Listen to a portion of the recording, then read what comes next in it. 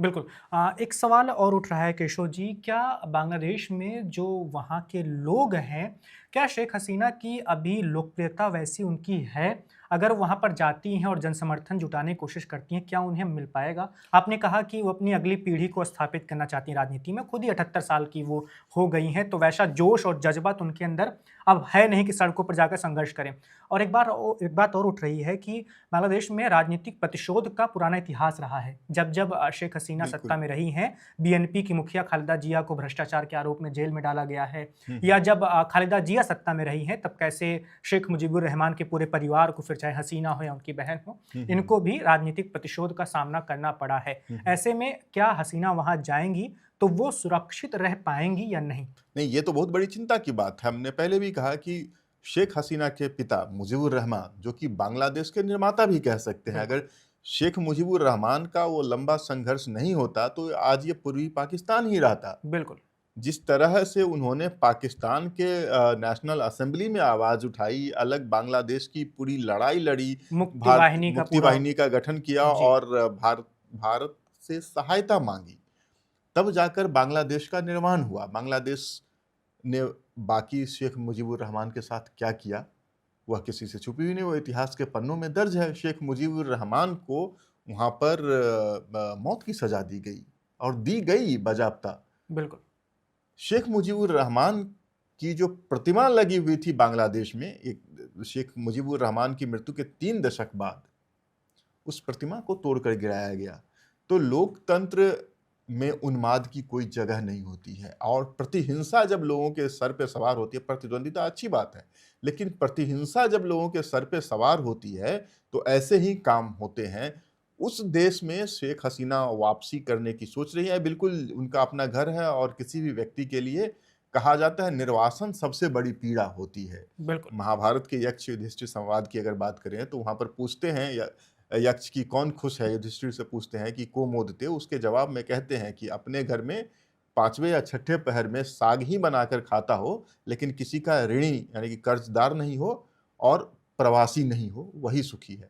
तो प्रवास की अपनी पीड़ा है, अपने घर का सुख अपना सुख होता है, उससे अपना लगाव होता है। बांग्लादेश की पूरी राजनीति शेख हसीना के इर्द-गिर्द एक समय में घूमती थी। बांग्लादेश के निर्माण में उन्होंने उनके परिवार ने अपना योगदान दिया है, तो वहाँ जाना ज़रूर चाहेंगे, किसी के लिए भी ये एक अच्छी बात हो सकती है। लेकिन वहाँ पर जो चिंताएँ हैं, वो तो बनी रहेंगी, ख़ासकर तब जबकि बांग्लादेश में ऐसे वापसी का स्वागत नहीं हुआ है। शेख मुजीबुर रहमान के साथ बांग्लादेश ने क्या किया, यह जग ज़ाहिर है और फिर भी शेख हसीना इतना बड़ा फैसला कर रही हैं। हो सकता है इतिहास से बांग्लादेश सबक सीखे और जो शेख मुजीबुर रहमान के साथ इनके पिता के साथ हुआ, वो इनके साथ ना हो। बहुत ज़्यादा समय बीत गया है, नई पीढ़ी सत्ता में आ गई है, लेकिन फिर भी इतना तो तय है कि शेख हसीना की सियासत का ये आखिरी दौर है और बल्कि मैं तो ये मानता हूँ कि शेख हसीना की सियासत का दौर भी ख़त्म हो चुका है। खालिदा जिया अब इस दुनिया में रही नहीं, शेख हसीना अपने राजनीति के, अपने करियर के आखिरी पड़ाव पे हैं। लेकिन मुझे जो समझ में आ रहा है, वो सबसे बड़ी जो बात होगी, जो एम्बिशन है, वो है शेख हसीना के बेटे को बांग्लादेश के पॉलिटिक्स में एस्टेब्लिश करना और इसके लिए शेख हसीना को वापस बांग्लादेश जाना पड़ेगा। बांग्लादेश की अदालत में शेख हसीना के खिलाफ जो मामले चल रहे हैं, जो अंतरिम सरकार ने मामले दर्ज कराए हैं, उस उन मामलों में क्या सज़ा होती है, ये तो आने वाला वक़्त बताएगा। लेकिन बांग्लादेश की जो उन्मादी भीड़ थी, जिन्होंने इनके घरों में तोड़-फोड़ की, जिसने इनके अंतःवस्त्रों को हवा में लहराया, बिल्कुल। वो इनका किस तरह से स्वागत करेंगे, यह समझने वाली बात हो सकती है। केशव जी, एक और सवाल है। बांग्लादेश ये वाला कभी पाकिस्तान का हिस्सा हुआ करता था। बँटवारा हुआ या कह लें कि आज़ाद हुआ ये मुल्क, अपना एक अलग देश बना बांग्लादेश। उसमें जो सबसे प्रमुख मुद्दे थे वो ये थे कि बांग्लादेशी मुसलमान जो बांग्ला भाषी हैं, उनको उर्दू बोलने वाले, पंजाबी बोलने वाले मुस्लिम उतना ज़्यादा पसंद नहीं आते थे। वो उनको अपना नहीं मानते थे। बिल्कुल। वो पूरा सबको 71 वाली पूरी कहानी याद है। लेकिन अब हम देख रहे हैं बांग्लादेश और पाकिस्तान निकट आ गए हैं। फिर चाहे वो बांग्लादेश में कट्टरपंथ का हावी होना हो, वहां पर तमाम ऐसे दल आ रहे हैं जो कट्टरपंथी हैं और कह सकते हैं कि वो उन जनभावनाओं को भी उकसा रहे हैं। मुस्लिम जो एक अपनी पहचान है उसको लेकर, और वो खुद को पाकिस्तान से ज्यादा निकट पाते हैं भारत की तुलना में। वो भी अब एक शेख हसीना के सामने चैलेंज है, क्योंकि इनको हमेशा से ही भारत का समर्थक माना जाता रहा है। बिल्कुल। बांग्लादेश की राजनीति का उदारवादी चेहरा रहे हैं शेख मुजीबुर रहमान, और उनके बाद उनकी लेगेसी को संभाल रही थी शेख हसीना। और जो दूसरी पार्टी है खालिदा जिया के नेतृत्व वाली, उसको आप पाकिस्तान परस्त भी कह सकते हैं। वो बिल्कुल। इस्लामिक जो रेडिकल इस्लामिक बिलीफ्स हैं उसमें वो ज़्यादा भरोसा रखते हैं। इसलिए आप देखें कि जब जब शेख हसीना की सरकार आई, बांग्लादेश की जो विदेश नीति है वो भारत के ज़्यादा करीब आई। और जब जब खालिदा जिया की सरकार आई, तब बांग्लादेश की विदेश नीति भारत के विपरीत दिशा में चलती है। बिल्कुल। पिछले 2 सालों से अगर बात करें तो शेख हसीना के निर्वासन के बाद से जब अंतरिम सरकार रही, तब भी बांग्लादेश में चरमपंथियों का बोलबाला रहा है। और खासकर जब तारिक रहमान उसके प्रधानमंत्री हैं बांग्लादेश के, तब भी जो उनकी पार्टी की विचारधारा है वो पाकिस्तान के ज़्यादा करीब रही है। हालांकि देखिए, पिछले जब से नए प्रधानमंत्री की ताजपोशी हुई है, बांग्लादेश ने फिलहाल तो ऐसा कोई कदम नहीं उठाया है जिससे यह साबित हो सके कि तारिक रहमान भी अपनी माँ के ही नक्शे कदम पे चल रहे हैं या पाकिस्तान के ज़्यादा करीब जा रहे हैं। लेकिन दुनिया भर में जो ये मुस्लिम ब्रदरहुड वाला एक कॉन्सेप्ट है, उसको लेकर चिंता रहती है, दुनिया भर की चिंता रहती है।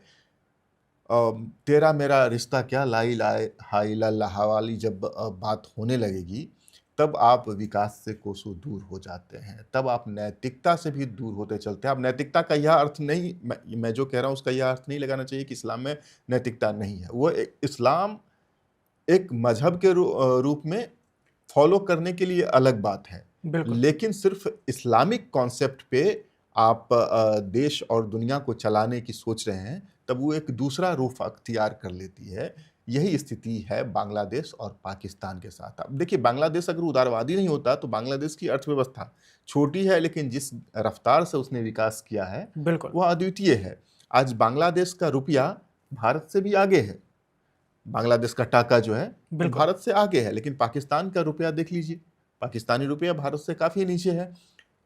पाकिस्तान की अंतर्राष्ट्रीय बाजार में कितनी पैठ है, लेकिन बांग्लादेश में बने हुए कपड़े बिल्कुल। आज अंतर्राष्ट्रीय बाजारों में जाते हैं। यहाँ तक कि आपको मैं अगर ओपनली बताऊं तो जो एक समय में भारत वस्त्रों का निर्यातक था, पिछले कुछ वर्षों में बांग्लादेश ने उस बिजनेस में अपनी हिस्सेदारी काफ़ी बढ़ा ली है।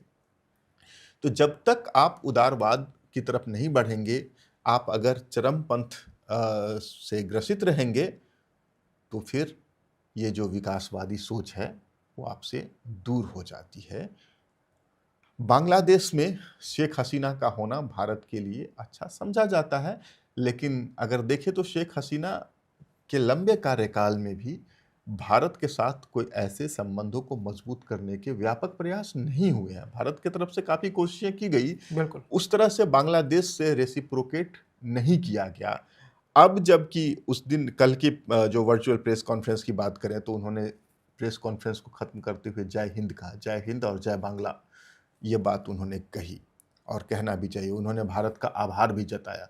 हो सकता है अब जब नए सिरे से बांग्लादेश की राजनीति पुनर्परिभाषित की जाएगी, नए नेता तारिकुर रहमान हैं, या फिर अगर सजीब जाते हैं बांग्लादेश, या फिर शेख हसीना ही बांग्लादेश की सियासत में वापसी करती हैं, तब जब भारत के साथ उनके संबंधों की पटकथा लिखी जाएगी तो उसमें एक नया अध्याय जुड़े। हालांकि इसकी संभावना मुझे बहुत कम दिखती है। सरकारों की अपनी मजबूरी होती है, अगर शेख हसीना की भी सरकार वहाँ रहे, लेकिन जिस तरह से पिछले कुछ वर्षों में बांग्लादेश में चरमपंथ ने सर उठाया है, उसको देखते हुए लगता नहीं है कि शेख हसीना हो या कोई और प्रधानमंत्री बन जाए बांग्लादेश का, वो ऐसे फैसले ले पाएंगी जो उदारीकरण के ज़्यादा करीब हो। मुझे ऐसा नहीं लगता है फिलहाल। बिल्कुल। तो शेख हसीना ने कहा तो है कि वो दिसंबर में अपने वतन लौटने वाली हैं, लेकिन क्या सच में वो जाने वाली हैं? वो जाएँगी तो उनके साथ क्या कुछ हो सकता है? वो केशव जी ने विस्तार से बताया। बांग्लादेश की वर्तमान परिस्थिति क्या है? जिस आर्थिक प्रगति की बात हम कर रहे हैं, वो आर्थिक प्रगति हसीना के दौर में ही आई थी। लेकिन अगर कट्टरपंथ के लपेटे में बहुत ज़्यादा ही फँसता जाएगा बांग्लादेश, तो आर्थिक प्रगति जो है वो रुक भी सकती है, क्योंकि काफ़ी कुछ निर्भर करता है कि सरकार का रवैया कैसा है। तो देखते हैं क्या कुछ होता है, बांग्लादेश की राजनीति किस दिशा में जाती है, अवामी लीग को क्या नया नेतृत्व, युवा नेतृत्व शेख हसीना के बेटे के रूप में मिल पाएगा या नहीं। सब कुछ आने वाले दिनों में, आने वाले महीनों में पता चल जाएंगे। फिलहाल तक की जो अपडेट थी हमने आपको बता दी। देश दुनिया की तमाम और खबरों को जानने के लिए आप देखते रहिए one India. Subscribe to One India and never miss an update. Download the One India app now.